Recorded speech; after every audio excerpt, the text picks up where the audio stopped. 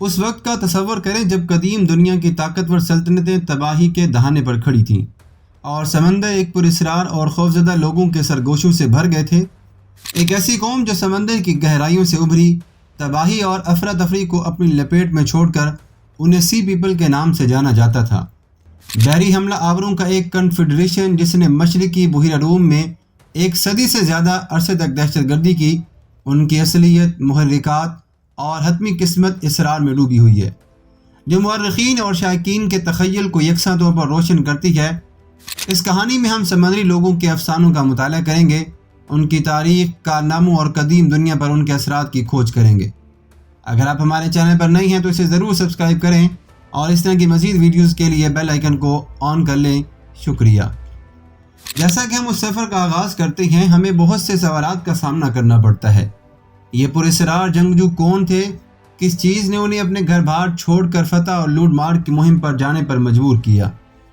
انہوں نے قدیم سلطنتوں کی طاقتور فوجوں سے بچنے کا انتظام کیسے کیا اور آخرکار ان کے زوال کا باعث کیا بنا؟ ان سوالات کے جوابات وقت کی ریت میں پوشیدہ ہیں، جو نڈر مورخین اور ماہرین آثار قدیمہ کے سامنے آنے کے منتظر ہیں۔ جب ہم سی پیپل کے افسانے کے پیچھے کی حقیقت کو ننگا کرنے کی جستجو پر روانہ ہوں، سمندری لوگ پہلی بار تاریخی ریکارڈ میں 12,000 قبل مسیح کے قریب نظر آتے ہیں۔ کانسی کے آخری دور کے ہنگامہ خیز دور میں مشرقی بحیرہ روم سرگرمیوں کا گڑھ تھا، جہاں طاقتور سلطنتیں جیسا کہ مصری کنٹرول کے لیے کوشاں تھیں۔ یہ تنازعات اور ہلچل کے پس منظر کے درمیان تھا کہ سمندری لوگ ابھرے۔ ان کی آمد کو مشرق وسطیٰ کے ساحلی شہروں پر تباہ کن بحری چھاپوں کی ایک سیریز سے نشان زد کیا گیا۔ سمندری لوگ ایک متنوع گروہ تھے جو مختلف نسلوں اور قومیتوں پر مشتمل تھے۔ وہ اپنی سمندری مہارت اور لوٹ مار اور فتح کی مشترکہ خواہش سے متحد تھے۔ ان گروہوں میں سب سے نمایاں ڈینٹین اور وشیش تھے۔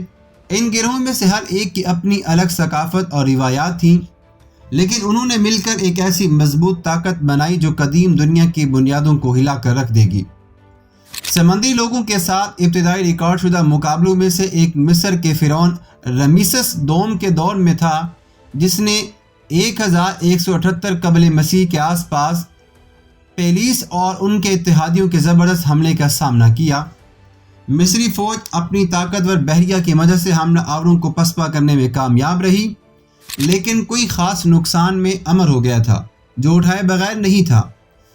یہ تصادم سمندر کے لوگوں کی حکمت عملی اور محرکات کے بارے میں قدیم قیمتی بصیرتیں فراہم کرتا ہے۔ سمندری عوام کی فتح کی مہمیں بلا روک ٹوک جاری رہیں، جس میں یونان کی مائسینیائی شہر ریاستیں اور ہٹی سلطنت خاص طور پر سخت متاثر ہوئیں۔ ٹرائے شہر، جو ہومر کی مہاکاوی نظم الیاڈ میں امر ہے، یہ بھی خیال کیا جاتا تھا کہ سمندری لوگوں نے حملہ کیا تھا۔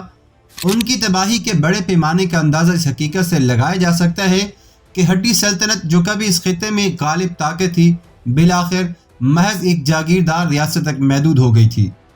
اپنی فوجی طاقت کے باوجود سمندری لوگ ناقابل تصور نہیں تھے۔ انہیں مصریوں کی طرف سے سخت مزاحمت کا سامنا کرنا پڑا، جنہوں نے اپنی بحری برتری کا مقابلہ کرنے کے لیے جدید حکمت عملی تیار کی۔ مصریوں نے سمندری عوام کے خطرے کا مقابلہ کرنے کے لیے دیگر علاقائی طاقتوں جیسا کہ مائسینین اور میتانی کے ساتھ بھی اتحاد قائم کیا۔ جیسے جیسے 12ویں صدی قبل مسیح کا اختتام ہوا، سمندری عوام کی طاقت ختم ہونے لگی۔ ان کے ایک زمانے کے طاقتور بحری بیڑے ختم ہو گئے تھے اور ان کے اتحاد لڑنا شروع ہو گئے تھے۔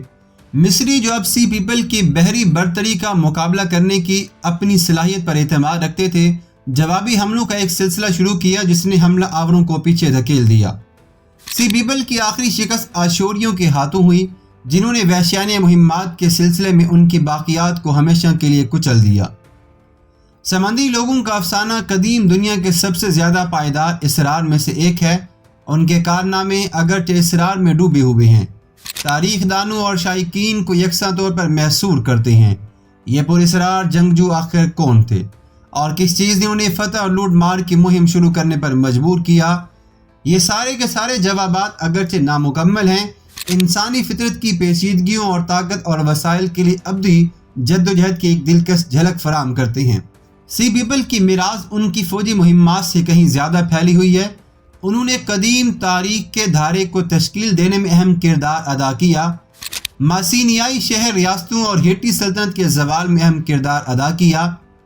مشرقی بحیرہ روم کے ثقافتی اور اقتصادی منظر نامے پر ان کے اثرات اتنے ہی گہرے تھے کیونکہ انہوں نے مختلف خطوں کے درمیان سامان، خیالات اور ٹیکنالوجی کے تبادلے میں سہولت فراہم کی۔ ہم سی پیپل کے افسانے پر غور کرتے ہیں، ہمیں انسانی طاقت کی تبدیلی اور انسانی تجسس کی پائیدار نوعیت کی یاد دلائی جاتی ہے۔ ہزاروں سال گزرنے کے باوجود سمندر کے لوگ ایک معمہ بنے ہوئے ہیں جو انسانی تاریخ کی پیچیدگیوں اور اسرار کا بھرپور ثبوت ہے۔ ان کی کہانی ہمارے مشترکہ ماضی کو سمجھنے کی اہمیت اور وقت کی ریت میں چھپے رازوں کو تلاش کرنے، دریافت کرنے اور ان سے سیکھنے کی ضرورت کی ایک پرجوش یاد دہانی کے طور پر کام کرتی ہے۔ آج کی ویڈیو میں ہم اسی بات کو سامنے رکھتے ہوئے اختتام کرتے ہیں کہ اس کی پیچیدگیوں کو حل کرنے کی کوشش ہم ضرور کرتے ہیں۔ ملتے ہیں ہم کسی اور ویڈیو کے ساتھ، تب تک اللہ حافظ۔